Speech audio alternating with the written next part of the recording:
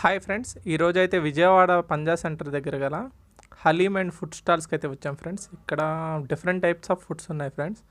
ఫలూదాస్ and biryanis, mutton items and కునాఫా and ice cream. ఎలాగో రంజాన్ కూడా ఎండింగ్ సీజన్లో వస్తుంది ఫ్రెండ్స్. సో బాగా రష్ అయితే ఉంటుంది ప్రజెంట్.